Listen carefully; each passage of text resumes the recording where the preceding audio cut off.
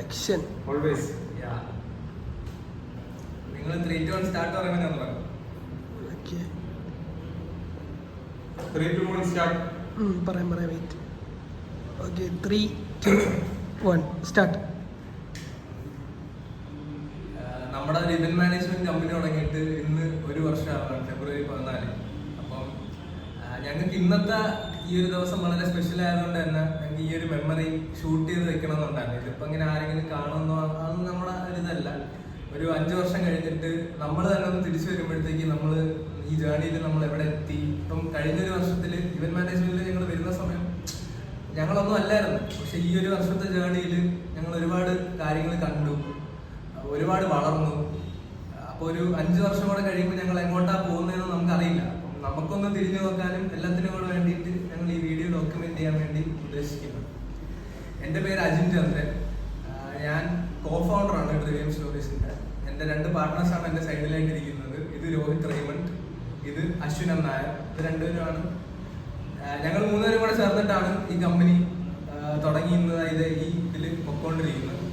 അപ്പം നമ്മളെ ഇന്റർവ്യൂ ചെയ്യാൻ ആരും ഇല്ലാത്തതുകൊണ്ട് തന്നെ ഞങ്ങൾ തന്നെ സ്വന്തമായിട്ട് എന്തെങ്കിലും ഒന്ന് ചെയ്യാന്ന് വിചാരിച്ചിട്ട് കുറച്ച് ക്വസ്റ്റ്യൻസ് ഒക്കെ ഉണ്ടാക്കി വെച്ചിട്ടുണ്ട്. നമ്മുടെ ആദ്യത്തെ ക്വസ്റ്റ്യൻ എന്ന് പറയുന്നത് നമ്മുടെ കമ്പനിയുടെ തുടക്കം എങ്ങനെയായിരുന്നു, എങ്ങനെയാണ് നമ്മൾ 3 പേരും ഇതിലേക്ക് വന്നത് എന്നുള്ളതാണ് ഫസ്റ്റ് ക്വസ്റ്റ്യൻ. പക്ഷെ അതിന് മുമ്പ് എനിക്കൊരു കാര്യം പറയാനുണ്ട്. ഞങ്ങൾ തുടങ്ങിയ സമയത്ത് ഈ അശ്വിൻ എന്ന് പറയുന്ന ആള് നമ്മുടെ ടീമിൽ ഇല്ലായിരുന്നു. നമ്മുടെ കൂടെ വേറൊരു പാർട്ണറായിരുന്നു. പക്ഷെ പുള്ളിക്ക് കുറച്ച് പ്രശ്നങ്ങൾ കാരണം നമ്മളുമായിട്ട് ഒത്തുചേർന്ന് പോകാൻ പറ്റിയില്ലാത്തതുകൊണ്ട് പുള്ളി പോയി. കുറച്ച് പ്രശ്നങ്ങൾ. അതിനുശേഷം കുറച്ച് റീസെന്റ് ആയിട്ട് ഒരു 3-4 മാസം മുമ്പാണ് നമ്മൾ അശ്വിൻ നമ്മുടെ ടീമിലേക്ക് വരുന്നത്. എനിക്കിത് പറയണം തോന്നി. നമ്മുടെ ആദ്യത്തെ ക്വസ്റ്റ്യൻ എന്ന് പറയുന്നത് നമ്മുടെ ഡ്രീം സ്റ്റോറീസിന്റെ തുടക്കം എങ്ങനെയായിരുന്നു, എങ്ങനെയാണ് നമ്മൾ 3 പേരും ഇതിലേക്ക് വന്നത്. അപ്പോൾ ഓരോരുത്തരുടെ വ്യൂ പോയിന്റ് എന്ന് അവർ സ്വന്തമായിട്ട് അത് പറയട്ടെ എന്നാണ് എൻ്റെ ആഗ്രഹം. അപ്പോൾ നമുക്ക് ആദ്യം രോഹിത്തിന്റെ അടുത്ത് തന്നെ ചോദിക്കാം. തുടക്കം. ഞാനും അതിനും ഈ നഷ്ടനല്ല, വേറൊരു പുള്ളിക്കാരനായിരുന്നു. അപ്പോൾ നമ്മൾ കയ്യിൽ ഇൻവെസ്റ്റ്മെന്റ് ഇല്ല, എല്ലാവരും ഗ്രാജുവേറ്റ്സ് ആണ്, ആർക്കും 9 to 5 പറ്റത്തില്ല. സോ നമുക്ക് ഇൻവെസ്റ്റ്മെന്റ് ഇല്ലാതെ എന്ത് തുടങ്ങാമെന്ന് നമ്മളൊരു ചോദ്യം വന്നു. അപ്പോൾ അതിലേക്കാണ് നമ്മൾ ഈ ഇവന്റ് മാനേജ്മെന്റിലോട്ട് എത്തിയത്. അതായിരുന്നു ഞങ്ങളുടെ തുടക്കം. എന്തിനിതിലേക്ക് വന്നു എന്നൊക്കെ ഒന്ന് പറയാൻ ശ്രമിച്ചു. എന്തിന് ഇതിലോട്ട് വന്നെന്ന് പറഞ്ഞാൽ ഒരു 9 to 5 ജോബ് എനിക്ക് പറ്റത്തില്ല. എന്താണെന്ന് ചോദിച്ചാൽ 9 to 5 കൊണ്ട് വിജയിച്ചാലേ എനിക്ക് അറിയില്ല. സോ അതുകൊണ്ട് തന്നെ എനിക്ക് ബിസിനസ്സിലോട്ടായിരുന്നു താല്പര്യം. അപ്പോൾ ഇൻവെസ്റ്റ്മെന്റ് ഇല്ലാതെ തന്നെ എങ്ങനെ ക്യാഷ് ഉണ്ടാക്കാമെന്ന് ആലോചിച്ചു. ഇവന്റ് മാനേജ്മെന്റ് എന്നൊരു കോൺസെപ്റ്റ് വന്നു. അത് ഞങ്ങൾ ഐഡിയ പങ്കുവച്ചു. എല്ലാവരും ഓക്കെ ആയിരുന്നു, വിഷൻ ഓക്കെ ആയിരുന്നു. എല്ലാം വന്നപ്പോൾ പിന്നെ അത് തുടങ്ങി. ഒന്നും നോക്കിയില്ല, വെയിറ്റ് ചെയ്യാൻ സമയമില്ല.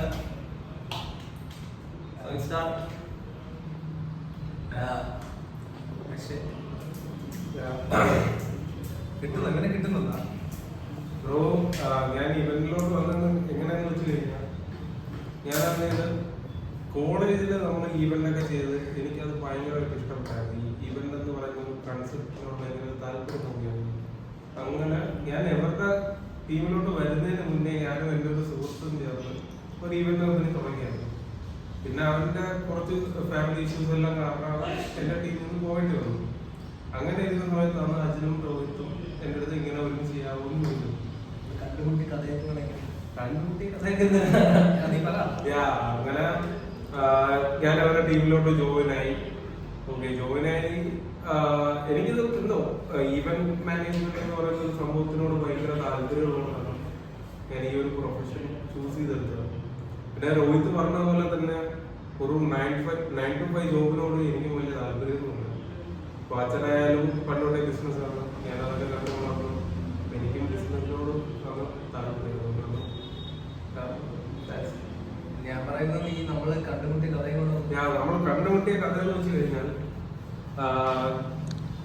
അജിനും രോഹിത്തും എന്ന് പറയുന്നത് എൻ്റെ സീനിയർ ആയിരുന്നു. നേരത്തെ അറിയായിരുന്നു, ബട്ട് ഇത്ര പരിചയമില്ലായിരുന്നു. അപ്പോൾ റാൻഡമായിട്ട് ഞാനും എൻ്റെ പഴയ പാർട്ട്ണറും കൂടെ പള്ളിമുക്ക് വന്നതാണ്. പള്ളിമുക്ക് വന്നപ്പോൾ ബഹുമാനെ റാൻഡമായിട്ട് കണ്ടു. അപ്പൊ അന്നേരം നമ്മള് ഇങ്ങനെ ഒരു ഈവന്റ് മാനേജ്മെന്റ് ആണ് നമ്മൾ പറഞ്ഞു. അപ്പൊ അതേ ടൈം അവർ പറഞ്ഞു അവർ ഇതേപോലെ ഈവന്റ് മാനേജ്മെന്റ് ആണ്.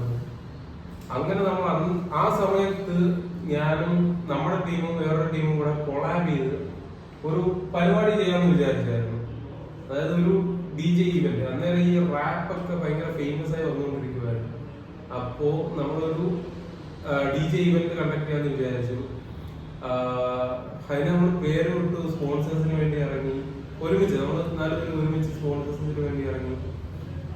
ബട്ട് നമ്മൾ ഈ ഫീൽഡിലോട്ട് തുടക്കമായതുകൊണ്ട് ഒരു സ്പോൺസേഴ്സും നമുക്കൊന്നും അപ്രൂവലൊന്നും കിട്ടിയില്ലായിരുന്നു. നമ്മൾ എന്നിട്ടും അതിന്റെ പുറകെ കുറെ നടന്നു. അങ്ങനെ ഞാൻ അവരുമായിട്ട് അടുത്തു. അത്യാവശ്യം നല്ല കമ്പനിയായി.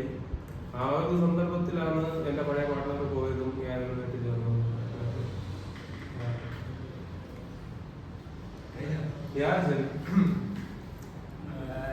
ഞാൻ പറഞ്ഞല്ലോ, നമ്മള് 3 പേര്, ഞാനും രോഹിത്തും അഖിലും കൂടെ കഴിഞ്ഞൊരു 2-3 ആഴ്ചയായിട്ട് അടുത്ത എന്ത് ചെയ്യാമെന്നുള്ളൊരു ഡിസ്കഷൻ. ഞാനന്ന് MBA ഒരു 3rd സെം ഒക്കെ കഴിഞ്ഞിരിക്കുന്ന സമയത്താണ്.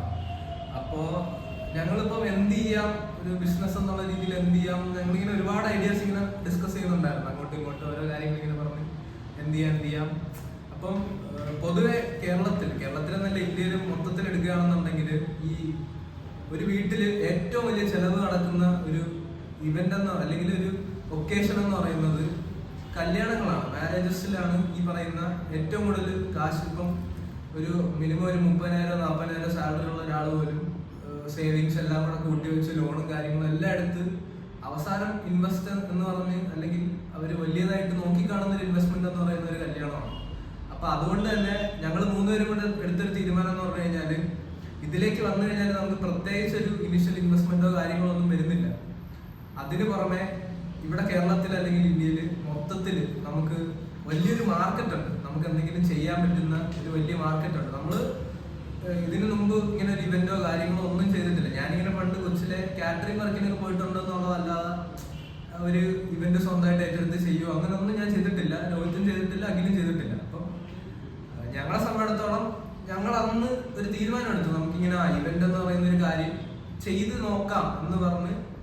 എനിക്ക് തോന്നുന്നു ഫെബ്രുവരി 10 ആവുന്ന സമയം നമ്മൾ ഏകദേശം ഫൈനലൈസ് ആയിരുന്നു. ഞങ്ങൾ അന്ന് ഇരുന്ന് ലാപ്ടോപ്പിലൊരു ലോഗോ ഒക്കെ സെറ്റ് ചെയ്ത് ഞങ്ങൾ ഫെബ്രുവരി വാലന്റൈൻസ് ഡേ പ്രമാണിച്ച് ഞങ്ങൾ അങ്ങ് ലോഞ്ചായി. അന്ന് നമുക്കൊന്നും അറിയില്ല ഇവന്റ് എന്താണെന്ന് ഒന്നും ഞങ്ങൾക്ക് അറിയില്ല. 14 ഞങ്ങൾ ലോഗോ ഇട്ട് അങ്ങ് സ്റ്റാർട്ട് ചെയ്തു. ഒരു ഇൻസ്റ്റാഗ്രാം പേജൊക്കെ തുടങ്ങി ഞങ്ങളങ്ങ് തുടങ്ങി.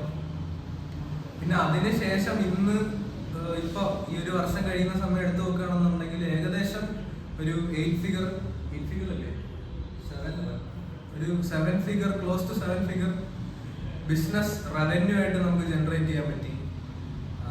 ഏകദേശം ഒരു 10-15ഓളം പല പരിപാടികളായിട്ട് നമുക്ക് ഈ വർഷത്തിനുള്ളിൽ തന്നെ ചെയ്യാൻ പറ്റി. ഒരുപാട് കാര്യങ്ങൾ എന്ന് വെച്ച് കഴിഞ്ഞാൽ ഒരുപാട് ആളുകളെ പരിചയപ്പെട്ടു. ഇപ്പൊ ഈ പറയുന്ന പോലെ നമ്മൾ ആ സ്പോൺസർഷിപ്പിന് വേണ്ടി ഇറങ്ങിയെങ്കിലും ഒരുപാട് ഹോട്ടൽസിലാണെങ്കിലും പല സ്ഥലങ്ങളിലാണെങ്കിലും ഒരുപാട് പേരുമായിട്ട് ഞങ്ങൾക്ക് കുറെ ബന്ധങ്ങളും കാര്യങ്ങളൊക്കെ ഉണ്ടാക്കാൻ പറ്റി.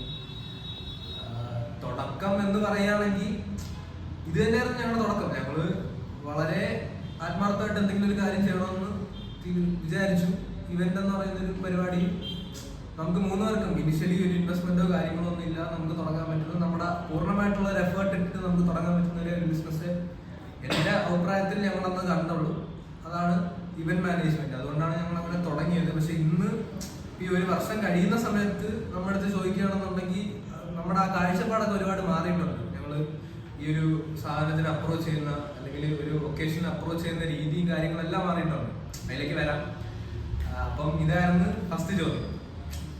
രണ്ടാമത്തെന്ന് പറയുന്നത് നമ്മൾ ചെയ്ത ഫസ്റ്റ് പരിപാടി നിങ്ങൾ ഓർക്കുന്നുണ്ടോ? And how did it feel to complete it?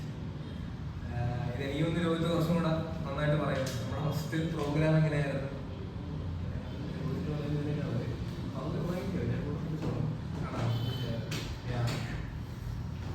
ഞാൻ ആദ്യമേ പറഞ്ഞല്ലോ, നമ്മുടെ മറ്റേ പാർട്ട്ണർ വഴി നമുക്കൊരു പാർട്ടി, ആം ആദ്മി പാർട്ടിയുടെ ഒരു പ്രോഗ്രാം കിട്ടിയായിരുന്നു. ഒരു സ്റ്റേറ്റ് ഇവന്റ് ആയിരുന്നു ട്രിവാൻഡ്രത്ത് വെച്ചിട്ട്. അപ്പം എനിക്ക് തോന്നുന്നു 24 മണിക്കൂറിൽ എന്താണ് നമുക്ക് ഈ പ്രോജക്റ്റ് നമ്മുടെ കയ്യിലേക്ക് വരുന്നത്. നമ്മളിത് ചെയ്യാൻ പോവുകയാണ് എന്ന് തീരുമാനിക്കുന്ന 24 hours മുമ്പാണ്. ഏകദേശം എനിക്ക് തോന്നുന്നു ഒരു 10-18 മണിക്കൂറിലാണ് നമുക്ക് ഏകദേശം കൺഫർമേഷൻ കിട്ടുന്നത് ഇത് നമ്മൾ തന്നെയാണ് ചെയ്യുന്നത്. അപ്പം ആലോചിച്ച് നോക്കണം, ഇവന്റിൽ എന്താണെന്നോ ഇതെങ്ങനെ എക്സിക്യൂട്ട് ചെയ്യണമെന്നോ എന്തൊക്കെ കാര്യങ്ങൾ അവിടെ എത്തിക്കണോ ഒന്നും നമുക്കറിയില്ല. അതുകൂടി നമുക്ക് ഇവരെ കൺവിൻസ് ചെയ്ത് നമ്മൾ ഇത്ര കാര്യങ്ങൾ ചെയ്ത് കൊടുക്കും എന്ന് പറയാമെന്നുള്ളതല്ലാതെ നമുക്ക് അതിൽ കാര്യങ്ങളൊന്നും അറിയില്ല. അപ്പം ഈ സ്ഥലം എവിടെയാണ്? ശ്രീചിത്ര പാർക്കിൽ വെച്ചിട്ടായിരുന്നു പ്രോഗ്രാം. ഫുൾ എന്ന് വെച്ചാൽ അവിടുത്തെ എനിക്കൊന്നും കുറച്ച് ഇപ്പോൾ നമ്മുടെ ശശി തരൂർ അങ്ങനെയുള്ള കുറച്ച് ഫേമസ് ആയിട്ടുള്ള ആളുകളൊക്കെ വരുന്നൊരു പ്രോഗ്രാം ആയിരുന്നു. അപ്പം ഞങ്ങളുടെ അന്നത്തെ ഇതെന്ന് പറയുന്നത് സ്റ്റേജ് ഫുള്ള് സെറ്റ് ചെയ്യുക, ഫുള്ള് ഡെക്കോർ ചെയ്യുക, അവിടുത്തെ കസേര കാര്യങ്ങളൊക്കെ ഒന്ന് അറേഞ്ച് ചെയ്യുക, പിന്നെ പാർട്ടിപരമായിട്ട് അവർക്ക് എന്തെങ്കിലുമൊക്കെ ആവശ്യങ്ങളോ കാര്യങ്ങളോ വരുന്നുണ്ടെങ്കിൽ അതൊന്നും ചെയ്തു കൊടുക്കുക. ഇതായിരുന്നു നമ്മുടെ അന്നത്തെ റിക്വയർമെന്റ്. എനിക്കൊന്നും ഈ പരിപാടി നടക്കുന്നതിന്റെ തലേ ദിവസം ഒരു 10 മണിക്ക് എന്തുമാണ് ഇവരുടെ സ്റ്റേറ്റിൽ നിന്ന് ആളുകൾ വന്ന് നമ്മളെ കണ്ട് കാര്യങ്ങൾ കൺഫേം ചെയ്യുന്നത്. അപ്പം അവര് ഇത് പറയുന്നു, അതിനുശേഷം ഞങ്ങൾ പിന്നെ ഒരു ഓട്ടമാണ്. നമുക്ക് ഇതെങ്ങനെ ചെയ്യണമെന്നോ ഒന്നും നമുക്കറിയില്ല. ഒരു ഭയങ്കര ഒരു ഓട്ടമായിരുന്നു. ആ ഓട്ടത്തിനിടയിൽ എനിക്ക് തോന്നുന്നു ഞങ്ങളൊന്നും ഉറങ്ങിയിട്ടില്ല. ഞാൻ രോഹിത്തൊന്നും ഉറങ്ങിയിട്ടില്ല. ഞങ്ങൾ രാത്രി ഫുൾ എണീച്ചിരുന്ന് അവര് ഫുൾ സെറ്റ് ചെയ്ത് കൊടുത്ത് പരിപാടി നടക്കുന്ന സമയത്ത് ഞാൻ സത്യം പറഞ്ഞ ഞാൻ കിടന്ന് എണീച്ചപ്പോഴത്തേക്ക് ഭയങ്കര ഒരു സാറ്റിസ്ഫാക്ഷൻ ഉണ്ട്. നമ്മളെ കൊണ്ട് ഇത് പറ്റും, നമ്മളത് ചെയ്തെടുത്തു, നമുക്ക് ഈ പരിപാടി കഴിയുമ്പോൾ ഇത്ര രൂപ നമുക്ക് കിട്ടും എന്ന് നമുക്ക് ആ ഒരു ഇത് വരുമ്പോൾ ഉള്ളൊരു സാറ്റിസ്ഫാക്ഷൻ എനിക്കത് ഒരിക്കലും മറക്കാൻ പറ്റത്തില്ല. അതായിരുന്നു എൻ്റെ ഒരു എക്സ്പീരിയൻസ്.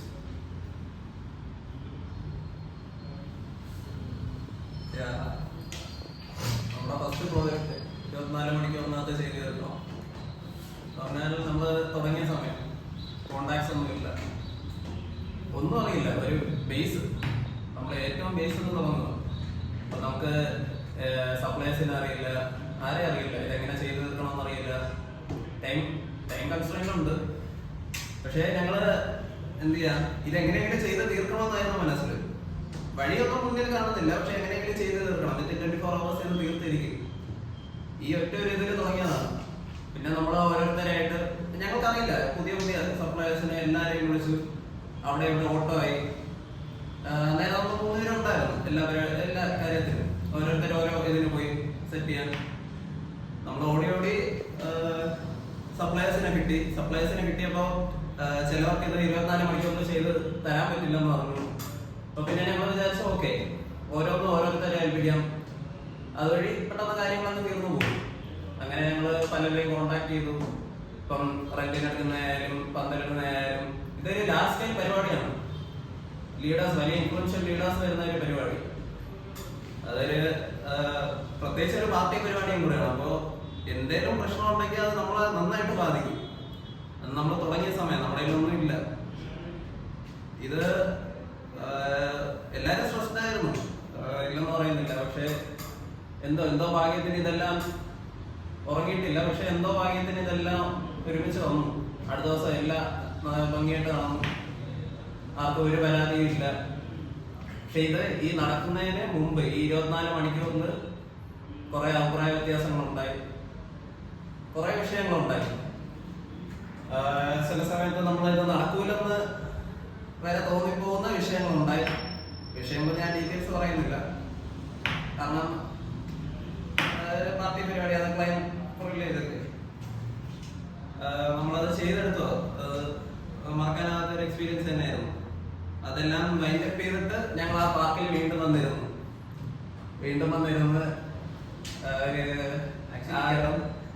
കിടന്നു, ആർക്കും വയ്യ. ആ പാർക്കിൽ ആ ഫ്ലോറിൽ തന്നെ കിടന്നു. ഞങ്ങൾക്ക് ആർക്കും വയ്യായിരുന്നു. പിന്നെ പ്രോഫിറ്റ് ഉണ്ടാക്കി, ചെറിയൊരു പ്രോഫിറ്റ് ഉണ്ടാക്കി, ഇല്ലെന്ന് പറയുന്നില്ല. മറക്കാൻ പറ്റാത്ത എക്സ്പീരിയൻസ് തന്നെയായിരുന്നു.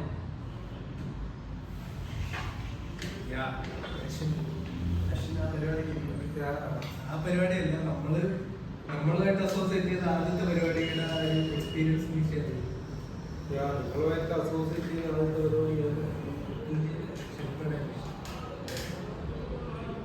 ശില്പയുടെ പരിപാടി. ക്ലയന്റിന്റെ പേര് പറയാമോ? ശില്പയുടെ പരിപാടി ഒക്കെ ഉണ്ടായിരുന്നു കഴിഞ്ഞാൽ പുള്ളിക്കാരി നമുക്ക് 2 വർക്കാൻ തുടങ്ങി. ഹൽദി നിന്നായിരുന്നു, റിസപ്ഷൻ വർക്ക് നിന്നായിരുന്നു.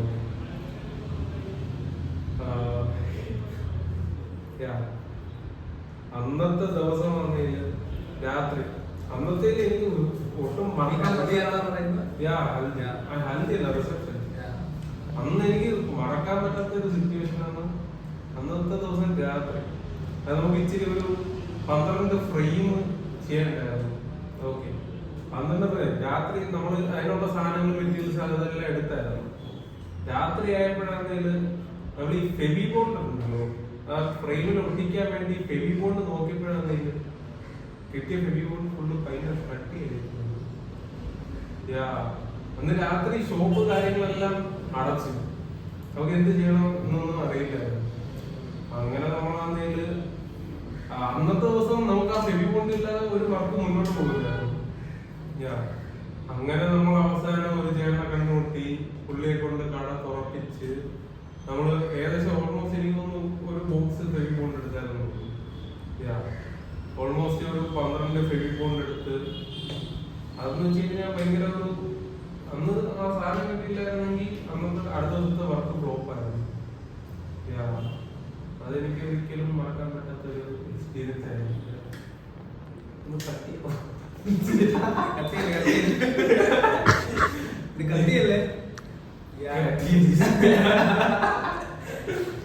അടുത്ത ചോദ്യം എന്ന് പറയുന്നത് biggest challenges you have faced in the first few months.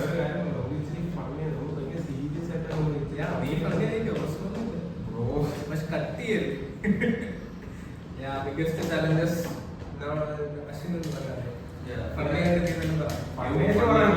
Biggest challenges you have faced ആദ്യത്തെ കുറച്ച് കാര്യങ്ങൾ. ബിഗ്ഗസ്റ്റ് ചാലഞ്ചസ് നമ്മുടെ വേറൊരു വർക്കായിരുന്നു ഒരു പ്രൊപ്പോസൽ വർക്ക്. ഓക്കെ, പ്രൊപ്പോസൽ വർക്കിനെന്ന് വെച്ച് കഴിഞ്ഞാൽ നമ്മള് നമ്മളെ വണ്ടിയില്ല കൊണ്ടുപോകാനായിട്ട്. അങ്ങനെ എൻ്റെ ഒരു സുഹൃത്തിന്റെ ഒരു വണ്ടി എടുത്ത് നമ്മളത് ഈ ഫ്രെയിമും കാര്യങ്ങളൊക്കെ കൊണ്ടുപോകണമായിരുന്നു. അപ്പൊ അതെല്ലാം അതിൽ ലോഡ് ചെയ്ത് നമ്മൾ പോകാൻ പോയപ്പോഴത്തേക്ക് ബ്രേക്ക് പെട്ടെന്ന് പോയി. ബ്രേക്ക് ഇല്ലാതായി. പിന്നെ നമുക്ക് സമയമായി, നമുക്ക് ഓൾമോസ്റ്റ് 2 മണിക്കൂറുള്ളൂ ഇതെല്ലാം സെറ്റ് ചെയ്യാനായിട്ട്. അപ്പോഴത്തേക്കും വണ്ടിയുടെ ബ്രേക്ക് പോയി. വേറൊരു വണ്ടി പിടിക്കുക, ഇതൊരു ലോ ബഡ്ജറ്റ് പരിപാടിയാണ്. അപ്പൊ വേറൊരു വണ്ടി പിടിക്കാൻ അവർക്ക് ഒരു 1000 രൂപ കൊടുക്കേണ്ടി.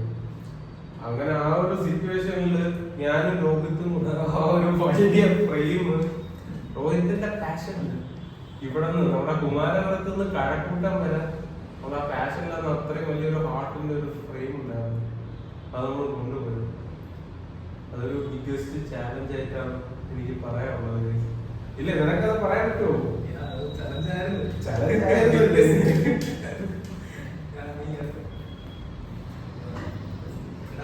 ഈ ഒരു വർഷം നീ ഫേസ് ചെയ്തിട്ട് ഈ നമ്മുടെ കമ്പനിയുടെ ഇന്ന് ഫേസ് ചെയ്തിട്ടുള്ള ഏറ്റവും വലിയ ചലഞ്ച് എന്തായിരുന്നു?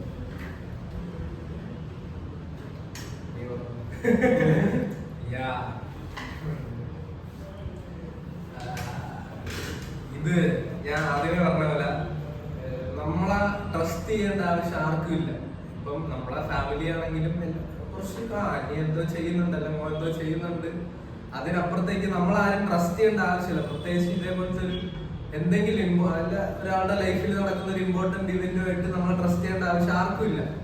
അപ്പം ഈ തുടക്കകാലങ്ങളിൽ ഇപ്പൊ ഞാൻ ഈ പറയുന്ന പാർട്ടി പ്രോഗ്രാം ആണെങ്കിലും അത് കഴിഞ്ഞ് നമ്മൾ ചെയ്ത ഓരോ പരിപാടിയാണെങ്കിലും ആരൊക്കെയോ എവിടെയൊക്കെയോ നമ്മളെ ഒരു സ്റ്റേജിൽ വിശ്വസിച്ച് ഈ വിശ്വാസം ഉണ്ടാക്കിയെടുക്കുക എന്ന് പറയുന്നത് എന്നെ സംബന്ധിച്ചിടത്തോളം ഭയങ്കര ഒരു വലിയ ചലഞ്ചാണ്. കാരണം പറഞ്ഞു കൊടുക്കാൻ നമുക്ക് വലിയ ഹിസ്റ്ററിയോ നമുക്കിങ്ങനെ വലിയ ബാക്കിൽ നിന്ന് ഇങ്ങനെ ഒരു സപ്പോർട്ടോ അല്ലെങ്കിൽ ഇങ്ങനെ ഒരു സാധനം ചെയ്തു കൊടുക്കാമെന്ന് പറയുന്ന ഒരു ഉറപ്പോ അങ്ങനെ ഒന്നും 100% ഇല്ലാഞ്ഞിട്ട് പോലും പല ആളുകളും നമ്മളെ പല സ്റ്റേജിൽ വിശ്വസിച്ചു. ആ വിശ്വാസം ഉണ്ടാക്കിയെടുക്കുക എന്ന് പറയുന്നത് നമ്മുടെ ഈ കമ്പനിയെ സംബന്ധിച്ചിടത്തോളം ഭയങ്കര പാടായിട്ടുള്ള ഒരു കാര്യമായിരുന്നു. ഇപ്പം കുറച്ച് നമ്മളെ കൊണ്ട് ഈ പേയ്മെന്റ് കൊടുത്തു കഴിഞ്ഞാൽ അവന്മാർ അടിപൊളിയായിട്ട് ചെയ്ത് തരും, കൂടെ നിന്നെല്ലാം ചെയ്യും എന്ന് പറയുന്നൊരു സ്റ്റേജിലേക്ക് നമുക്കിപ്പോൾ വരാൻ പറ്റി. പക്ഷെ എന്നാലും തുടങ്ങുന്ന സമയത്ത് അത് ഇച്ചിരി വലിയൊരു ബുദ്ധിമുട്ടായിരുന്നു എന്നെ സംബന്ധിച്ചിടത്തോളം.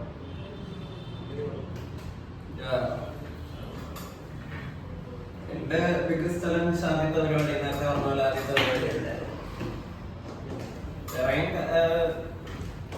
ചലഞ്ചസ് ഉണ്ട്, പക്ഷെ എനിക്ക് അങ്ങനെ ആദ്യത്തെ പരിപാടി തന്നെയാണ് ഇപ്പോഴും ഒരു ചലഞ്ചായിട്ട് തോന്നിയിട്ടുള്ള. ഞാൻ നേരത്തെ പറഞ്ഞ പോലെ തന്നെ 24 മണിക്കൂർ ടൈം കൺസ്ട്രെയിന്റ് ഉണ്ട്. പിന്നെ ഒരു പാർട്ടി പരിപാടിയാണ്, പൈസ കിട്ടുമോ മുഴുവൻ പൈസ കിട്ടുമോ ഇല്ലയോ എന്ന് അറിയില്ല. പിന്നെ വലിയ വലിയ ലീഡേഴ്സ് വരുന്നതാണ്, അടുത്ത ദിവസം ചാനലുകാർ വരും. ഇതെല്ലാം നമ്മളെ ബാധിക്കുന്ന കാര്യങ്ങളാണ്. നമ്മൾ തുടങ്ങിയിട്ടേ ഉള്ളൂ. തുടങ്ങുന്നതിന് മുമ്പ് പൊഴിഞ്ഞു പോകുമായിരുന്നു നമ്മൾ, ഈ പരിപാടി മോശമായിരുന്നു. പക്ഷേ ആ ചലഞ്ച് അതെന്തോ ഒരു ത്രില്ലായിരുന്നു, അതൊരു എക്സൈറ്റിംഗ് ഉണ്ടായിരുന്നു. 24 മണിക്കൂറിൽ ഒരു ലാർജ് സ്കെയിൽ പരിപാടി, ഒരു പാർക്ക് ഫുള്ള് നമുക്ക് ഡെക്കറേറ്റ് ചെയ്യാൻ പറ്റിയ, നമുക്ക് ഈ കല്യാണം ഒന്നും ഒരു വിഷയമല്ല. ഒരു കല്യാണം ഒരു സ്റ്റേജ് അത് മാക്സിമം ഭംഗിയാക്കുക, ഇതൊക്കെ ഇതില് വലിയ ചലഞ്ച് ഞാൻ ഇതുവരെ ഈ വർഷം അങ്ങനെ വലിയ ചലഞ്ചസ് എനിക്ക് അതൊന്നും തോന്നിയിട്ടില്ല. കാരണം കല്യാണം ഒന്നും അതുപോലെ എനിക്ക് കണക്ട് ചെയ്യാൻ പറ്റുന്നില്ല. ഇത് തന്നെയാണ് എന്റെ ബിഗ്ഗസ്റ്റ് ചലഞ്ച്. പാർട്ടി ഫുള്ള് പൈസ പാർട്ടി പൈസ അത് ഇവിടെ നിന്ന് പറയാൻ എളുപ്പമാണ്, നമുക്കന്ന് അറിഞ്ഞൂടാ. ഇത് എല്ലാരും പറയുന്ന പാർട്ടി പരിപാടി ചെയ്യരുത്, ഇങ്ങനെ പാർട്ടി പരിപാടിക്ക് ചെയ്താൽ നമ്മൾ പുതിയ പിള്ളേരാണ്, നമ്മളെ അവന്മാര് മുഴുവൻ പൈസ തരത്തില്ല. ഇതൊക്കെ നടക്കുന്നുകൊണ്ടാണ് ഇത് പറയുന്നത്. നമുക്ക് ഏത് പാർട്ടിയാണ് ഏത് ഇതാണ് അതൊന്നും വിഷയമല്ല. നമുക്ക് ഇത് ആദ്യം ചെയ്തെടുക്കണം, നമുക്കൊരു പോർട്ട്ഫോളിയോ സെറ്റ് ചെയ്യണം. അതിനുവേണ്ടിയാണ് നമ്മൾ ഈ പാർട്ടി പരിപാടി ഏറ്റെടുത്തത്. ഇത്രയും റിസ്ക് ഉണ്ട്, അല്ലാതെ ഇതെല്ലാം ഭംഗിയായിട്ട് വരും. എല്ലാം നമ്മളിങ്ങനെ അഡ്വാൻസ് ഒരു ഡീഡോ അഗ്രിമെന്റോ ഒന്നും എഴുതിയിട്ടില്ല. അവർക്ക് വേണമെങ്കിൽ അത് തരാതിരിക്കാം. പക്ഷെ അത് നല്ല അത്രയും ഭംഗിയാക്കി നമ്മൾ അവരുടെ ഫുൾ ടൈം ഉണ്ടായിരുന്നു. എല്ലാത്തിനും കൂടെ ഉണ്ടായിരുന്നു. അവരെന്തെങ്കിലും ആവശ്യം പറഞ്ഞ അപ്പൊ എനിക്ക് നല്ല ഡീലിംഗ് ആയിരുന്നു നമ്മളായിട്ട്. അവസാനം കുറച്ച് ഇങ്ങനെ അത് ഇതെന്നൊക്കെ പറഞ്ഞെങ്കിലും അവസാനം അവർക്ക് പരിപാടി ഇഷ്ടപ്പെട്ടു. ലാസ്റ്റ് അവിടെ നിന്ന് ആ സ്റ്റേറ്റിലുള്ള ലീഡേഴ്സ് ഒക്കെ നമ്മളടുത്ത് ഇൻഡിവിജ്വലി വന്ന് സംസാരിച്ചാൽ മതി, അടിപൊളിയൊക്കെ ഉണ്ട് എന്നൊക്കെ പറഞ്ഞ് അവര് സത്യം പറഞ്ഞാൽ നമ്മൾ കൂടെ നിന്ന്, ഈ പാർട്ടി ആം ആദ്മി പാർട്ടി എന്ന് പറയുന്ന ഈ പാർട്ടി നമ്മുടെ കൂടെ നിന്ന് പല കാര്യങ്ങളും ചെയ്തു തന്ന് ലാസ്റ്റ് അവര് ഫുൾ പേയ്മെന്റ്, എനിക്ക് തോന്നുന്നു അവരുടെ ഫൈനാൻസ് അക്കൗണ്ടന്റ് എന്തോ ആണ്, പുള്ളിക്കാരി കൊച്ചിയിൽ എന്തോ ആണ്. ഒരു ഞാൻ തോന്നുന്നു ഈ ബില്ല് ഞങ്ങൾ കാണിച്ച 5 മിനിറ്റിൽ അവര് കാര്യങ്ങൾ സംസാരിച്ച് ഈ പൈസ നമുക്ക് അയച്ചു. അതുവരെ സത്യം പറഞ്ഞാൽ ഞങ്ങൾക്ക് ടെൻഷൻ ആയിരുന്നു, ഇത് കിട്ടും.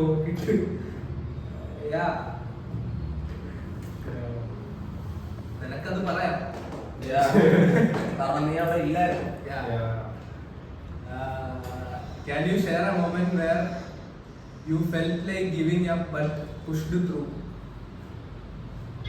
ഇങ്ങനെ ഒരു മൊമെന്റ് പറയാം.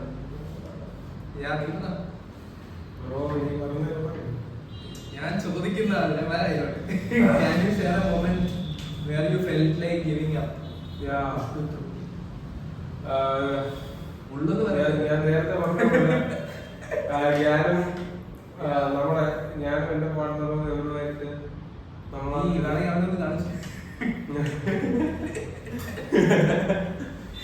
ഞാനും എന്റെ പാർട്ണറും എവരുമായിട്ട് നമ്മളൊരു ഇവന്റ് ഹോസ്റ്റ് ചെയ്യാൻ വിചാരിച്ചിരുന്നു, ഒരു റാപ്പ് ഷോ.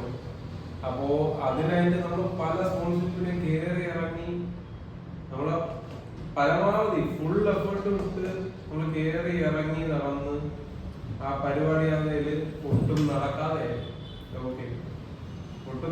എന്ന് വെച്ച് കഴിഞ്ഞാൽ ഈ പരിപാടി നടക്കില്ല. സ്പോൺസേഴ്സ് ഇല്ലാതെ നമുക്കൊരു പരിപാടി നടക്കില്ല. അങ്ങനെ നമ്മൾ ഈ ഇവന്റിന്റെ പരിപാടിയെ നിർത്താമെന്ന രീതിയിലായിരുന്നു ഞാൻ എന്റെ പാർട്ണർ. ആ ഒരു ടൈമിലാണ് എന്തിനു പറയുന്നത്, ഞാൻ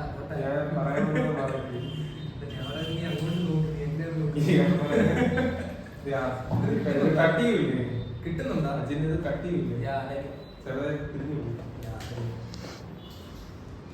പോയി. അപ്പോ ഒരു ദിവസം വൈകിട്ടാന്നതില് ഞാനും എന്റെ പാർട്ണറും എന്റെ പഴയ പാർട്ണറും കൂടെ നമ്മളിങ്ങനെ പള്ളിമുക്ക് വന്നത് ചായ കുടിക്കാനാണ്. അന്നേരം വന്ന സിറ്റുവേഷൻ എന്ന് വെച്ച് കഴിഞ്ഞാൽ നമ്മൾ ഈ ഹോട്ടൽസിലെല്ലാം DJ ഇവന്റ് നടത്താമെന്നൊരു പ്ലാനിൽ നമ്മൾ പല ഹോട്ടൽസും കയറി ഇറങ്ങിയായിരുന്നു. ബട്ട് നമുക്കത് ചെയ്യാൻ പറ്റില്ലായിരുന്നു. അങ്ങനെ നമ്മൾ പല ഹോട്ടൽസിലും കയറി ഇറങ്ങി അവസാനം ഇത് നമ്മൾ മടുത്ത് നമ്മൾ പള്ളിമുക്ക് വന്നിരുന്നപ്പോഴാണ് നമ്മൾ ഇവരെ കാണുന്നത്. ഇവരെ കണ്ടപ്പോഴാണ് ഇവരും ഇവന്റിലാണ് നമ്മൾ ഇവന്റിലാണെന്ന കാര്യം നമ്മൾ മനസ്സിലാക്കി. അങ്ങോട്ടേക്കോട്ടും നേരത്തെ അറിയാമെങ്കിലും ഇവർ ഇവന്റാണ് ചെയ്യുന്നതെന്ന് നമ്മൾ അന്ന് മനസ്സിലാക്കി. അപ്പൊ അന്ന് നമ്മളിങ്ങനെ സംസാരിച്ചു. അടുത്ത ദിവസം പള്ളിമുക്ക് വെച്ച് കണ്ടു. അത് കഴിഞ്ഞ് അതിന്റെ അടുത്ത ദിവസം ആണെങ്കിൽ നമ്മളിങ്ങനെ ഒരു പ്ലാൻ പറഞ്ഞു. അതായത് ഇങ്ങനെ ഒരു ഇവന്റ്, ഒരു DJ ഇവന്റ് നമുക്ക് ഏതെങ്കിലും ഒരു പാർക്കിലോ ബീച്ചിലോ എവിടെയെങ്കിലും വെച്ച് ഹോസ്റ്റ് ചെയ്താൽ ഒരു ഡിസ്കഷൻ വന്നു. അതായത് നമ്മുടെ ഇവന്റ് കമ്പനി ചേർന്നു. അങ്ങനെ ഡിസ്കഷൻ വന്നപ്പോ അത് അവർക്ക് ഓക്കെ ആയിരുന്നു. പിന്നെ നമ്മള് അതിനുള്ള പരിശ്രമത്തിലായിരുന്നു. ഓക്കെ, ഞാൻ പറഞ്ഞതെന്ന് വെച്ചാൽ ഈ ഹോട്ടൽസിലെ DJ ഇവന്റ് നടക്കൂല, ഇത് നിർത്താമെന്ന് വിചാരിച്ചിരുന്ന സമയത്ത് ഈ ഒരു റേ ഓഫ് ഹോപ്പ് എന്നൊക്കെ പറയുന്ന പോലെയായിരുന്നു എവരാന്ന് കണ്ടുമുട്ടിയത്. ദൈവദൂതൻ. അതായിരുന്നു ഒരു കംബാക്ക് എന്നൊക്കെ വേണമെങ്കിൽ പറയാം.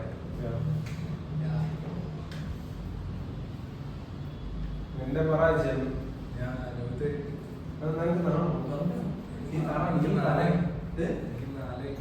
പറഞ്ഞോളൂ. ഞാൻ അങ്ങനെ വിട്ടുകൊടുക്കാൻ ഒരു സ്റ്റേജിൽ വിചാരിച്ചിട്ടില്ല.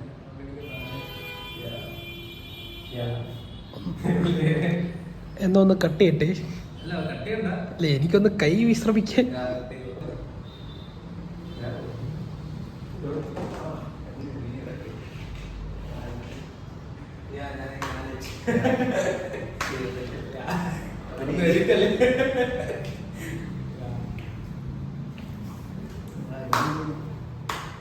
ഇത് പറയണം. മനസ്സിൽ പോലും വന്നത് ഓക്കെ, അത് പറയണം.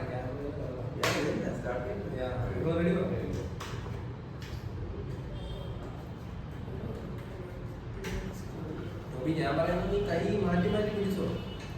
ഓക്കെ, ഇതൊക്കെയാണ് എവിടെയെങ്കിലും ചാരി വീഴും. വെച്ചിട്ടുണ്ട്. സ്റ്റാർട്ട്.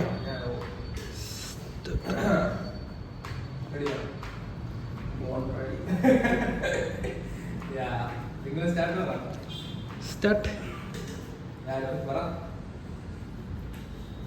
അതെ, എനിക്ക് ഒരിക്കലും അങ്ങനെ ഇഷ്ടപ്പെടണമെന്ന് തോന്നിയിട്ടില്ല. ഗിവിംഗ് അങ്ങനെ ഒരു കോൺസെപ്റ്റ് എന്റെ മൈൻഡിൽ വന്നിട്ടില്ല. ചിന്തിച്ചിട്ടില്ല. ഈ ഒരു വർഷം തികയുമ്പോഴും ഇപ്പോഴും അതിലൊരു മാറ്റവുമില്ല. നമുക്കിത് മുന്നോട്ട് കൊണ്ടുപോകാൻ പറ്റുന്നത് എന്റെ ചില എക്സൈറ്റിംഗ് ഇതുള്ളത് കൊണ്ടാണ്, ചാലഞ്ചസ് ഉള്ളത് കൊണ്ടാണ്. അങ്ങനെയുള്ള ഒരു സാധനം ഗിവ് അപ്പ് ചെയ്യുക എന്ന് പറയുന്നത് എനിക്കൊരിക്കലും പറ്റുന്ന കാര്യമല്ല.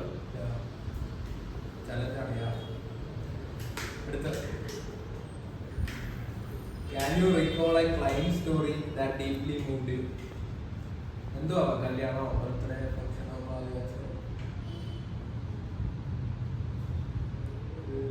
അവസാനം പരിപാടി കഴിഞ്ഞിട്ട് ക്ലൈന്റ് വന്നതിന്റെ അടുത്ത് പറയാൻ വേണ്ടി പോയാണ്.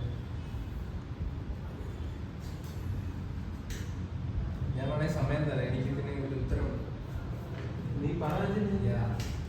നമ്മള് സ്കൂള് സർവോദയ വിദ്യാലയം എന്ന് പറയുന്ന അവിടെയാണ് ഞാൻ ഇവനും നമ്മുടെ ജൂനിയർ ആയിരുന്നു. ഞങ്ങള് പഠനം കാര്യങ്ങളൊക്കെ നടന്നു. അപ്പം ഞങ്ങളൊരു റീയൂണിയൻ പ്രോഗ്രാം പോസ്റ്റ് ചെയ്തായിരുന്നു. ഒരു 1 month പ്ലാനിങ് ഒക്കെ വെച്ചിട്ടില്ലേ, ഒരു 10-20 ദിവസം എന്തോ പ്ലാനിങ് ഒക്കെ ഉണ്ടായിരുന്നു. ഞങ്ങളെല്ലാം ഫുള്ള്, ഞാൻ പിന്നെ ഞങ്ങളുടെ ഒരു സുഹൃത്തും കൂടെ ഉണ്ടായിരുന്നു, അതിൽ നിന്ന് പറഞ്ഞു.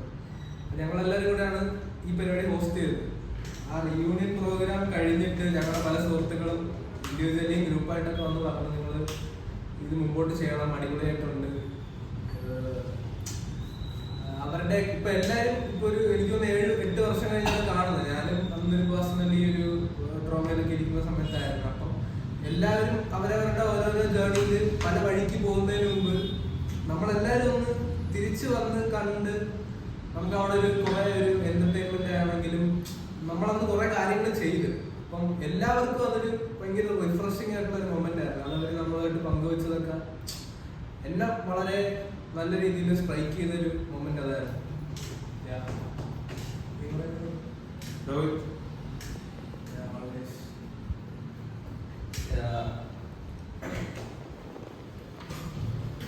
Client story that has deeply moved you. Deeply moved. Yeah. Deeply moved. Emotional story ഒന്നുമില്ല, പക്ഷെ എല്ലാം ഒരു എന്താ പറയാ, എല്ലാം നമ്മൾ ഇതുവരെ ചെയ്ത എല്ലാ പരിപാടിയും നമ്മളത് ഡെലിവറി ചെയ്ത് കഴിയുമ്പോൾ അവർക്കൊരു റിയാക്ഷൻ ഉണ്ട്.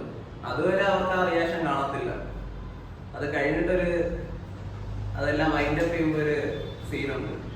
ഇത് കൊള്ളായിരുന്നു, എല്ലാവരും പറഞ്ഞു കൊള്ളാം, നല്ല വർക്കായിരുന്നു, ഇനി ഞങ്ങൾ റെഫർ ചെയ്യും ആളുകൾക്ക്. അങ്ങനെ ഈ പറഞ്ഞ പരിപാടിയായാലും പൂൾ പാർട്ടി ആയാലും അതിവിടെ ആരും അങ്ങനെ മനസ്സിൽ പോലും ചിന്തിക്കുന്നുണ്ടാവില്ല. പക്ഷെ ഞങ്ങൾ ആദ്യം ഇത് സ്കൂളില് പിള്ളേരെ വെച്ച് തന്നെ ചെയ്യാൻ തുടങ്ങി. കാരണം വേറെ കോണ്ടാക്ട്സ് ഇല്ല നമ്മുടെ കയ്യിൽ, ഇതൊക്കെ തുടങ്ങുന്ന സമയമാണ്. അപ്പൊ പിന്നെ ഞങ്ങളുടെ ഒരു സുഹൃത്ത് അതിന്റെ ഹെൽപ്പോടുകൂടെ നമ്മളത് പ്ലാൻ ചെയ്തു. എന്താ ഒരു 10-60 പേരാണ്. ഒരു 10-60 പേരുടെ ഒരു പ്രൈവറ്റ് പ്രോപ്പർട്ടി റെന്റ് ചെയ്തു. പൂളിൽ ഒരു ഫോം പാർട്ടി, എല്ലാവർക്കും ഒരു എന്താ പറയാ, എല്ലാവരും സ്കൂളിൽ പഠിച്ച പഴയ ചൈൽഡ്ഹുഡ് ഫ്രണ്ട്സ് ആയിരുന്നു. എല്ലാവർക്കും ഒരു പഴയ മൊമെന്റ്സ് റിലീവ് ചെയ്യാൻ പറ്റിയതുപോലെ ഒരു എന്താ പറയാ, പഴയ മെമ്മറീസ് ഒക്കെ തിരിച്ചതുപോലെ കുറെ കാര്യങ്ങൾ അങ്ങനെ. പിന്നെ നമ്മൾ ഈ കാണുന്ന ആരും പഴയതുപോലെ അല്ല ഇരിക്കുന്നത്, നല്ല മാറ്റമുണ്ട് എല്ലാവർക്കും. ഒരു ക്യാരക്ടർ ആയാലും അവരുടെ ലുക്ക് ആയാലും എല്ലാം നല്ല മാറ്റമുണ്ട്. ഓരോരുത്തരിപ്പം ഓരോ വഴിക്ക് പോകാൻ പാടില്ല. MBBS, BTech എല്ലാം ഓരോ കോഴ്സ്. പലരും എനിക്കൊന്ന് കൂടുതൽ ഡോക്ടേഴ്സാണ്, ആയിരുന്നു. അവർക്കൊക്കെ അവരുടെ ഈ എക്സാമിനിടയിലും പഠിത്തത്തിനിടയിലും ഇതൊന്നും പറ്റുന്നില്ല. അവർക്ക് വരാൻ പറ്റിയില്ല. പക്ഷെ അടുത്ത പ്രാവശ്യം നമ്മൾ ഇത് പോസ്റ്റ് ചെയ്യുമ്പോൾ അവർ വരാമെന്ന് തീർച്ചയായിട്ടും പറഞ്ഞു. കാരണം എന്ത്, ഇതിന്റെ റിസൾട്ടുണ്ട്. അത് ആ റിസൾട്ട് ഈ പരിപാടി കഴിഞ്ഞ ഒരു സീനിലുണ്ട്. അവരുടെ മുഖത്ത് ആ സന്തോഷമുണ്ട്. പോകുന്നതിന് മുമ്പ് എല്ലാവരും കൈ എന്നിട്ട് പോകണം. അവരുടെ ഇനി എന്തൊക്കെ ഉണ്ടെങ്കിലും കല്യാണമായാലും റിസപ്ഷൻ എന്തായാലും പാല് വെച്ചാലും നമുക്ക് തരാമെന്ന് പറയണം. ഇതൊക്കെ തന്നെയാണ് നമ്മളെ ഈ ഒരു പ്രൊഫഷനിൽ മൂവ് ചെയ്യുന്ന കാര്യങ്ങൾ. ഇതൊക്കെ തന്നെയാണ് പോസിറ്റീവ് റിമാർക്സും അവരുടെ ആറ്റിറ്റ്യൂഡും ഇതൊക്കെ തന്നെയാണ്.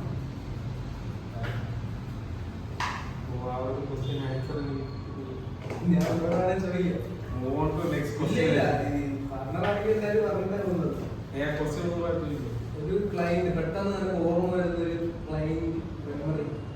അപ്പം എന്റെ അടുത്ത് എന്തെങ്കിലും ആശയം കൊള്ളാമെന്ന് പറയുമ്പോൾ ഉള്ളുന്നൊരു സാധനം എടുത്തില്ല. എന്നെ കൊണ്ട് അത് ചെയ്യാൻ പറ്റി, അത് കഷ്ടപ്പെട്ടു. എനിക്കങ്ങനെ പർട്ടിക്കുലർലി ഓർമ്മ അങ്ങനെ ഓർമ്മയായിട്ട് പറയാനില്ല. നമ്മള് എല്ലാ വർക്ക് ചെയ്യുമ്പോഴും നമ്മുടെ എല്ലാ ക്ലയൻസിനും നമ്മുടെ ഡെക്കറേഷൻ ആയാലും ഫുഡ് കഴിച്ചിട്ടായാലും വന്നിട്ട്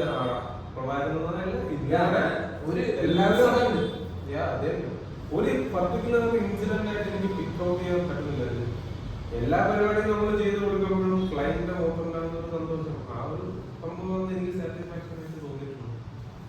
പൈസ കാര്യങ്ങളൊക്കെ നമ്മൾ നെക്സ്റ്റ് തിങ് ആണ്. ആദ്യം നമ്മുടെ ഈ ഗ്രോയിങ് സ്റ്റേജിൽ ക്ലയന്റ് നമ്മളടുത്ത് നമ്മുടെ ഡെക്കറേഷൻ വർക്കായാലും ഫുഡിന്റെ വർക്കായാലും കണ്ടിട്ട് കൊള്ളായിരുന്നു എന്ന് ഏത് ക്ലയന്റ് പറഞ്ഞാലും എനിക്ക് അവിടെ ഒരു ഹാപ്പിനെസ് ഉണ്ടാവും. സോ ഇങ്ങനെ പെർട്ടിക്കുലർലി ഒരു ക്ലയന്റിനെ മാത്രം സെലക്ട്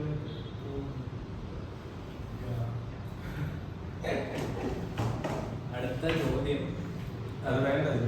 ഇല്ല, അത് നമ്മൾ പറഞ്ഞില്ല. ബിസിനസ് പരമായിട്ട് നമുക്ക് ഫേസ് ചെയ്യേണ്ട ഒരു പ്രശ്നമാണ്. നമ്മുടെ പണ്ടത്തെ പാർട്ട്ണർ പോയപ്പം ഉണ്ടായിരുന്ന ഒരു ഫീലിങ്സോ നമ്മൾ അതിനെങ്ങനെയാണ് കണ്ടെന്നോ അതിനെപ്പറ്റി സംസാരിക്കുന്നത്. ഇവന്റ് മാനേജ്മെന്റ് മാത്രമല്ല, ഞങ്ങൾ വേറെ കുറച്ച് ബിസിനസ്സുകളൊക്കെ ചെയ്യുന്നുണ്ട്. ഇപ്പൊ ഞങ്ങളുടെ രണ്ടുപേരുടെ ഒരു കോൺസെപ്റ്റ് എന്ന് പറയുന്നത്, ബിസിനസ്സിൽ ഐഡിയോളജീസ് സെയിം അല്ല എന്നുണ്ടെങ്കിൽ ഇന്നല്ലെങ്കിൽ നാളെ പ്രശ്നങ്ങളുണ്ടാകും. ഈ പറയുന്ന വ്യക്തിയായിട്ട് ഞാൻ പണ്ട് വേറെ കുറച്ച് ബിസിനസ്സുകൾ ചെയ്തിട്ടുണ്ട്. അപ്പം പുള്ളിയുടെ ആ ഒരു പൊട്ടൻഷ്യലോ കാര്യങ്ങളോ ഒക്കെ ഓൾറെഡി എനിക്ക് അറിയാമായിരുന്നു. അപ്പം ഈ പുള്ളി നമ്മുടെ ടീമിലേക്ക് വന്നു കഴിഞ്ഞാൽ നമുക്ക് ഇന്ന കാര്യങ്ങൾ ചെയ്യാൻ പറ്റുമെന്ന് നമുക്കൊരു കോൺഫിഡൻസ് ഉണ്ടായിരുന്നു. പക്ഷെ എന്തൊക്കെയോ ഐഡിയോളജിക്കലി കുറെ പ്രശ്നങ്ങളുണ്ടായി. അത് നമ്മളെ ടീമിനെ ബാധിച്ചു. അപ്പം ഈ പുള്ളിക്ക് തന്നെ മനസ്സിലായി നമുക്കൊരു ഫ്യൂച്ചർ ഇതിൽ കാണാൻ പറ്റുന്നില്ല, നമുക്കിനി വർക്ക് കിട്ടുമെന്ന് തോന്നുന്നില്ല എന്നൊക്കെ പറയുന്ന പല തോട്ട്സിൽ നിന്നിട്ട് പുള്ളി ഇങ്ങനെ ഒരു തീരുമാനം എടുത്തു നമ്മളോട് പറഞ്ഞു. എനിക്ക് സത്യം പറഞ്ഞു കഴിഞ്ഞാൽ പിടിച്ചു നിർത്തണമെന്നോ അങ്ങനെയൊന്നും എനിക്ക് തോന്നിയില്ല. കാരണം ഇതൊക്കെ ഓരോരുത്തരുടെ ഇൻഡിവിജ്വൽ ഡിസിഷനാണ്. ഇപ്പം നമ്മളിപ്പം ജോലി ചെയ്യുന്നതാണെങ്കിലും ബിസിനസ്സിലേക്ക് വരുന്ന സമയത്ത് ഒരു ദിവസം കൊണ്ടോ അല്ലെങ്കിൽ ഒരു മാസം കൊണ്ടോ ഒന്നും നമുക്കൊന്നും ഉണ്ടാക്കാൻ പറ്റത്തില്ല. അപ്പം ഇപ്പൊ ഇന്നത്തെ ഒരു ഇമോഷൻ വെച്ചിട്ട് നമുക്ക് ഒരിക്കലും നമ്മളെ ബിസിനസ്സിനെ ജഡ്ജ് ചെയ്യാൻ പറ്റത്തില്ല. അങ്ങനെ കുറെ കാര്യങ്ങൾ ഇതിൽ വരുന്നുണ്ട്. അപ്പം ഇതൊന്നും മനസ്സിലാക്കാൻ പറ്റാത്ത ഒരാൾ എന്തിന് എന്നുള്ളൊരു ചോദ്യം എന്റെ മനസ്സിൽ വന്ന് പോയ സമയത്താണെങ്കിലും ഞാൻ ഇതിനെപ്പറ്റി കൂടുതൽ തിങ്ക് ചെയ്തിട്ടില്ല. ഇപ്പം പിന്നെ നമ്മളോട് പറഞ്ഞു നമ്മൾ ചെയ്ത് ശരിയാണോ എന്നൊക്കെ ഞാൻ സത്യം പറഞ്ഞാൽ അതിനെപ്പറ്റി ചിന്തിച്ചിട്ട് പോലുമില്ല. ഇതേപോലെ വേറൊരു ബിസിനസ്സിൽ നമുക്ക് ഇങ്ങനെ ഒരു പാർട്ണർ വന്നു, ഐഡിയോളജീസ് ശരിയായില്ല, നമ്മൾ സൗമ്യമായിട്ടല്ല, അത് കുറച്ച് ഇഷ്യൂസ് ഒക്കെ ആയിട്ടാണ് പോയത്. പക്ഷെ എന്നാലും at the end of the day എന്നെ സംബന്ധിച്ചിടത്തോളം ഒരു പാർട്ട്ണർ ഐഡിയോളജി ശരിയല്ല എന്നുണ്ടെങ്കിൽ ഇന്നല്ലെങ്കിൽ നാളെ പ്രശ്നങ്ങൾ ഉണ്ടാവും, നമുക്ക് ഒത്തുചേർന്ന് പോകാൻ പറ്റത്തില്ല. അതാണ് നമ്മളെ ബിസിനസിനെ ബാധിക്കും. പല കാര്യങ്ങളും നമ്മുടെ ലൈഫിലാണെങ്കിൽ പല കാര്യങ്ങളും അത് ബാധിക്കും. ഞാൻ അങ്ങനെ വിശ്വസിക്കുന്നത്. എന്നെ ആ രീതിയിലൊക്കെ എല്ലാം കോൺഫിഡൻസ് ഇൻഫ്ലുവൻസ് ചെയ്യുന്നത്. എനിക്ക് ഇവൻ ഈ പാർട്ട്ണർ ഇവൻ പോയത് ആദ്യമേ പോയത് എന്തുകൊണ്ട് നന്നായെന്ന് തന്നെയാണ് ഞാൻ ഇപ്പോഴും വിശ്വസിക്കുന്നത്. ഇത് നടക്കുന്ന ആദ്യത്തെ പരിപാടിക്ക് ശേഷമാണ്. അപ്പോൾ ഇത് പിന്നീട് നമ്മളൊരു 100 പരിപാടി കഴിഞ്ഞിട്ടോ അല്ലെങ്കിൽ പിന്നീട് ഒരു സിസ്റ്റം എസ്റ്റാബ്ലിഷ് ചെയ്ത് കഴിഞ്ഞിട്ട് പോകുന്നതിനേക്കാളും ആദ്യം തന്നെ ഓക്കെ ഇത് പുള്ളിക്കാരനെ കൊണ്ട് പറ്റുന്നില്ല, ഓക്കെ അവന്റെ ആ പൊട്ടൻഷ്യൽ അവൻ തന്നെ മനസ്സിലാക്കി പോകുന്നതാണ്.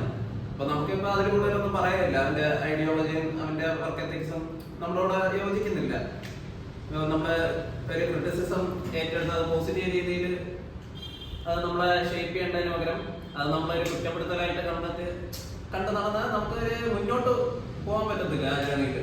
അപ്പൊ എന്തുകൊണ്ടാണ് പോയപ്പം ഞങ്ങൾക്ക് വിരോധമൊന്നും ഇല്ല, ദേഷ്യമൊന്നും ഇല്ല. പോയപ്പം കൈ കൊടുത്ത് തന്നെ പിന്നെ അത് പുള്ളിക്കാരന്റെ റീസൺസ് പറഞ്ഞു, ഓക്കെ നമ്മൾ അക്സെപ്റ്റ് ചെയ്തു. പിന്നെ ഇതില് ഏറ്റവും വേണ്ടത് മാൻ പവർ ആണ്. മാൻ പവർ ഇപ്പൊ നേരത്തെ ഞാൻ പറഞ്ഞ പോലെ തന്നെ നമ്മള് ഇവിടെ ഒരു മുമ്പേ ഒഴിഞ്ഞു പോയ ഒരു പൂ പോലെ തന്നേരാം. പക്ഷെ അത് ആദ്യത്തെ പരിപാടി ആയതുകൊണ്ട് ഞങ്ങളെ വലുതായിട്ട് ബാധിച്ചില്ല.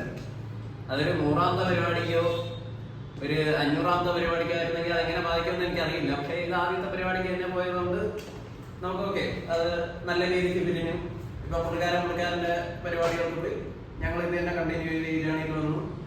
ഇപ്പൊ തന്നെ ഈ വർഷം കഴിയുന്ന ഈ ഒരു ആനിവേഴ്സറി കഴിയുന്നതിന് മുമ്പേ നമ്മൾ 10ൽ കൂടുതൽ വർക്കുകൾ ചെയ്തു.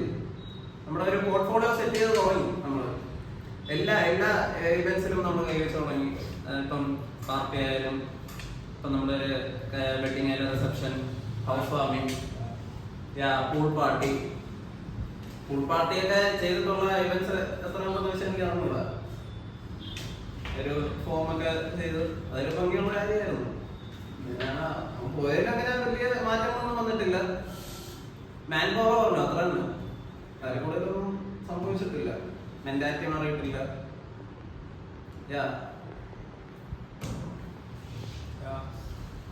അടുത്ത കഴിഞ്ഞ വർഷം ഈ ഒരു ആലോചന ആയിരുന്ന സമയത്ത് നമ്മൾ ഏകദേശം 7-8 ലക്ഷം രൂപയ്ക്ക് റവന്യൂ ബിസിനസ് ചെയ്തിട്ടുണ്ട്. അപ്പം ആ നമ്പർ എന്നെ സംബന്ധിച്ചിടത്തോളം എന്തെങ്കിലും ഒരു സിഗ്നിഫിക്കൻസ് ഉണ്ടോ ഇല്ലയോ, സിഗ്നിഫിക്കൻസുണ്ടോ? നമുക്കും ഇതിലും ഒരു ബെറ്റർ ജോബ് ചെയ്യാമായിരുന്നു എന്ന് ഞാൻ എപ്പോഴും വിശ്വസിക്കുന്നു. പിന്നെ ഈ നമ്പേഴ്സ് ഒന്നുമല്ല, ഇത് വെച്ച് മുന്നോട്ട് പോകാനും പറ്റത്തില്ല. അടുത്ത വർഷം 10 times more. അതാണ് ഇപ്പോൾ മനസ്സിൽ.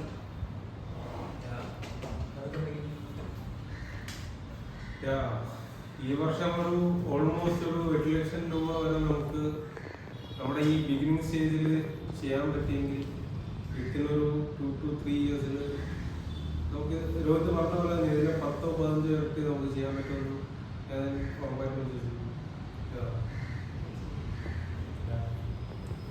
എന്നെ സംബന്ധിച്ചിടത്തോളം ഓരോ രൂപയും നമ്മൾ അത്രയും ഇതിനു വേണ്ടി എഫേർട്ട് ഇട്ടിട്ടുണ്ട്. നമ്മൾ ക്ലയന്റിനെ കാണുന്നതാണെങ്കിലും അവർക്ക് ഇത് ഇങ്ങനെ എന്നൊക്കെ പറഞ്ഞ് ഇതിന്റെ പിന്നിൽ ഓരോ രൂപയ്ക്കും എനിക്കും പേഴ്സണലി എനിക്ക് കുറച്ച് ഇതുണ്ട്. കാരണം അത്ര എഫേർട്ട് ഇട്ടിട്ടാണ് നമ്മൾ ഈ ഒരു സ്റ്റേജിലേക്ക് വന്നത്.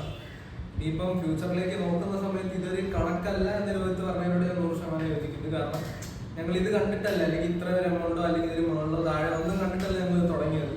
പക്ഷെ ഇപ്പം നമുക്കൊരു ഇതുണ്ട്, നമ്മൾക്കൊരു പരിപാടി കിട്ടിയാൽ ചെയ്യാം, അത് ഇത്ര രൂപയ്ക്ക് നമുക്ക് ചെയ്തെടുത്ത് അത് ഇത്ര രൂപ നമുക്കൊരു ഐഡിയ വന്നിട്ടുണ്ട്. അപ്പൊ ആ ഒരു കോൺഫിഡൻസ് കൂടി എന്തെങ്കിലും നമ്മളെ വന്നു കഴിഞ്ഞാൽ നമുക്കത് ചെയ്യാം.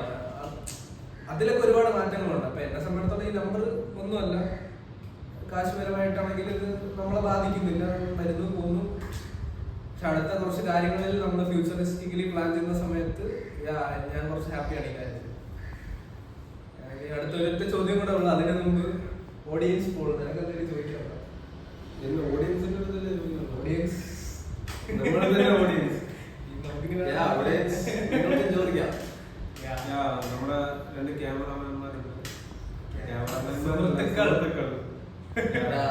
One Mr. Pranab and one Mr. Toby. Yeah. നമുക്ക് ഇനി interview കാര്യമില്ലാത്ത Yeah. By the way, Toby ആണെന്ന് കേട്ടാ സുഖം. ടോബി വല്ലതും ചോദിക്കണ്ടോ? ചോദിക്കാം. വോയിസേ വരത്തുള്ളൂ. എന്താണ് എന്താണ് ഇത് ചോദിക്കും? ഇല്ലാന്നേ. ഇന്ന് ഫെബ്രുവരി 14 ടോബി പോവാനായിട്ട് ഞാൻ നിനക്കെന്തെങ്കിലും ചോദിക്കണം. അജൻ നെക്സ്റ്റ് ചോദ്യം ചോദിക്കും. തീർന്നില്ല ഒന്നുകൂടെ നമ്മുടെ ചോദിച്ചിട്ട് നമ്മൾ ഈ ഓഡിയൻസ് ഞാൻ പറയണ അത് ഇച്ചിരി ഇമ്പോർട്ടൻ്റ് ആയിട്ടുള്ള ചോദ്യം. ഓഡിയൻസ് അജനുണ്ടാക്കിയ ഈ ക്വസ്റ്റ്യൻസിന് പുറമെ നിനക്ക് എന്തെങ്കിലും ക്വസ്റ്റ്യൻസ്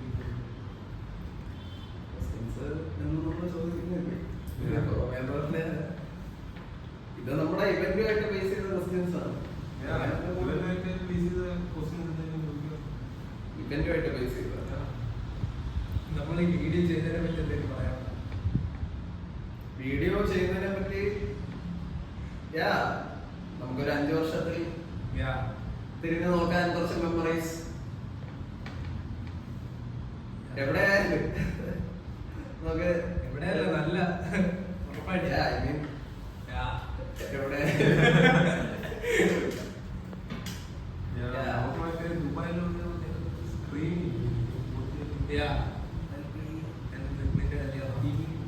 ഇത് അവിടെയാണ്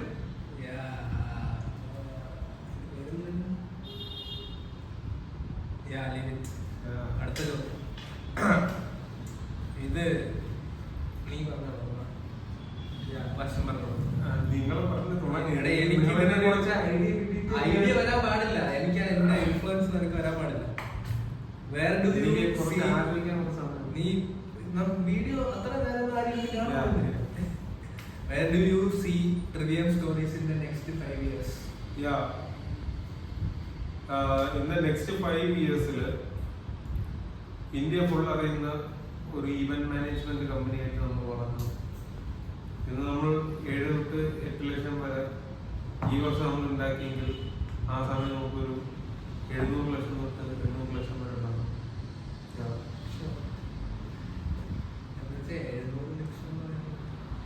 700 ലക്ഷം എന്ന് പറയുമ്പോൾ 7 കോടി.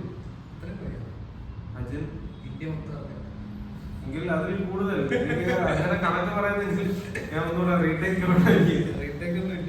നീ അപ്പൊ അതിനെ പറ്റി ചിന്തിച്ചിട്ടില്ല. ഒന്നുകൂടെ റീടേക്ക് തോന്നി.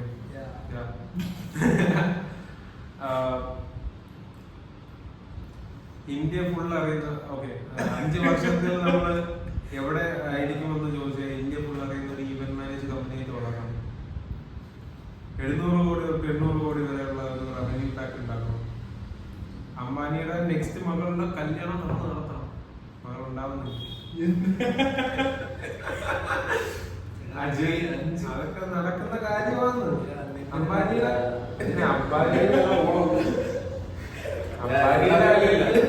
നമ്മുടെ സച്ചിൻ ടെണ്ടുൽക്കറിന്റെ പോലെ കല്യാണം ഇനി വേറെ ആരുടെയും വലിയ വലിയ സെലിബ്രിറ്റീസിന്റെ മാരേജ് ഫംഗ്ഷൻസ് എല്ലാം ഒന്ന് നടത്തണം. പിന്നെ നമ്മൾ അടുത്ത ഒരു ആഗ്രഹം, എന്റെ ഒരു ആഗ്രഹം എനിക്ക് പറയണം. എന്റെ ഒരു ആഗ്രഹം എന്ന് വെച്ച് കഴിഞ്ഞാൽ നമ്മളൊരു ബിഗ്ഗസ്റ്റ് ഈവന്റ് നമ്മുടെ ഈ ട്രിവാൻഡ്രത്ത് ഹോസ്റ്റ് ചെയ്യണമെന്നുള്ളൊരു ആഗ്രഹം.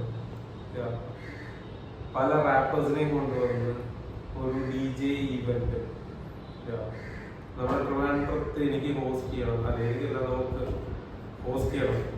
അത് എൻ്റെ എപ്പോഴും ഒരു വലിയൊരു ആഗ്രഹമാണ്. ഈ വർഷം തന്നെ ഒരു പരിപാടി നമ്മൾ ഹോസ്റ്റ് ചെയ്യുന്നു. 5 വർഷത്തിൽ നമ്മൾ നിരന്തരം പരിപാടികൾ ഹോസ്റ്റ് ചെയ്യണമെന്നാണ് എൻ്റെ വേറെ ആഗ്രഹം. Do you see us the next 5 years? As in, don't be rosy. Influence ആണ്. You had time to make up the answer. Okay, ഒരു കാര്യം കൂടെ. ഈ ക്വസ്റ്റ്യൻസ് സെറ്റ് ചെയ്തത് അജിനാണ്. 2 ദിവസമായിട്ട് അവന്റെ ഈ ക്വസ്റ്റ്യൻസ് ഉണ്ട്. So പുള്ളിക്കാരന്റെ ആൻസർ കാണും. I want to hear that answer. The script.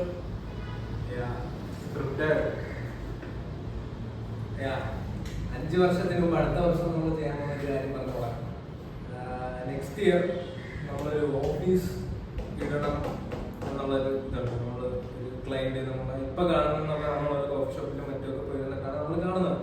അടുത്ത വർഷം ഇതേ സമയം നമ്മളൊരു ഓഫീസ് സെറ്റ് ചെയ്ത് അവിടെ നമ്മുടെ സ്റ്റാഫും കാര്യങ്ങളൊക്കെ ഇരുന്ന് നമ്മൾ കുറച്ച് ഫ്യൂച്ചറിസ്റ്റിക് ആയിട്ടുള്ള കുറച്ച് വിഷൻസും കാര്യങ്ങളൊക്കെ ഉണ്ട്. അതിപ്പോ പറയണമെന്ന് എനിക്കില്ല. അതൊക്കെ ചെയ്തെടുക്കാനായിട്ട് നമുക്ക് കുറച്ച് മാൻ പവറിന്റെ ആവശ്യമുണ്ട്. നമ്മളെ മൂന്നുപേരെ കൊണ്ട് അത് അത്രയും ലോജിസ്റ്റിക്കലി നമുക്ക് ചെയ്തെടുക്കാൻ പറ്റത്തില്ല. അത്രയ്ക്കുള്ള എനിക്ക് ഇത്ര ഈ മൈൻഡിൽ കാണുന്ന ആ ഒരു വിഷൻ ഇതിലേക്ക് എത്തിക്കാനായിട്ടുള്ള ഒരു കഴിവ് എനിക്കുണ്ടെന്ന് തോന്നുന്നില്ല. അപ്പൊ അതിന് വേണ്ടിയിട്ടുള്ള ആളുകളെ ഓൺബോർഡ് ചെയ്യണമെന്ന് എനിക്കൊരു ഇതുണ്ട്. അടുത്ത വർഷത്തായിരുന്നു ഞാൻ പറയുന്നത്. ഈ 5 വർഷത്തിന്റെ വിഷയത്തിലേക്ക് വരുന്ന സമയത്ത് വളരെ ചെറിയ രീതിയിൽ ചിന്തിക്കുകയാണെന്നുണ്ടെങ്കിൽ, ട്രിവാൻഡ്രത്ത് എന്തെങ്കിലും ഒരു പ്രോഗ്രാം നടക്കുകയാണെന്നുണ്ടെങ്കിൽ ഒരാൾ ആദ്യം നമ്മളെ കിട്ടിയില്ലെങ്കിൽ മാത്രമേ വേറൊരു കമ്പനിയിലേക്ക് പോകാവുള്ളൂ. ട്രിവിയം അന്ന് ബുക്ക്ഡാണ്. അന്ന് ഒരു സ്റ്റേജിൽ നമ്മൾ ഇപ്പം ആരുടെ വീട്ടിലാണ് ഇപ്പോൾ ഇത് കണ്ടുകൊണ്ടിരിക്കുന്നത്, നിങ്ങളാണെങ്കിൽ ആരാണെങ്കിലും ഒരാളുടെ വീട്ടിൽ ഒരു പ്രോഗ്രാം നടക്കുകയാണെങ്കിൽ ആദ്യം ആ പയ്യന്മാരെ നമുക്ക് കളിക്കാം എന്ന് പറയുന്നൊരു സ്റ്റേജിലെത്തി നമ്മൾ ഫുൾ ബുക്ക്ഡ് ആയിട്ട് അവർ വേറൊരു കമ്പനിയെ പറ്റി ചിന്തിക്കുന്ന ഒരു ദിവസത്തിന് വേണ്ടിയാണ് ഞാൻ കാത്തിരിക്കുന്നത്.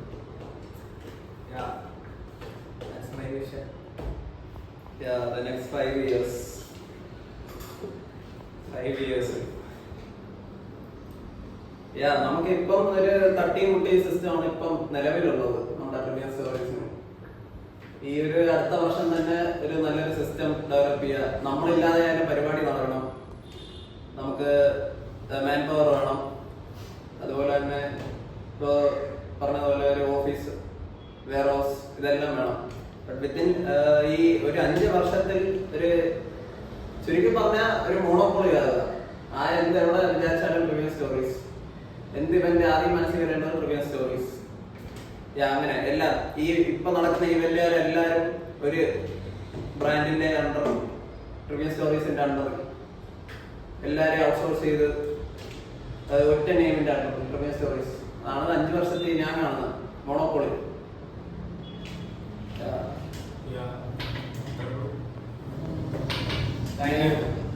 ഇനി അജിന് എന്തെങ്കിലും ചോദിക്കാനുണ്ടോ? 5 വർഷം കഴിഞ്ഞ് എനിക്ക് തോന്നുന്നു അച്ഛനിപ്പോ കൊച്ചൊക്കെ ആവും. കൊച്ചൊക്കെ ആയിട്ട് നമുക്ക് ഒരു എക്സ്ക്ലൂസീവ് ഇന്റർവ്യൂ.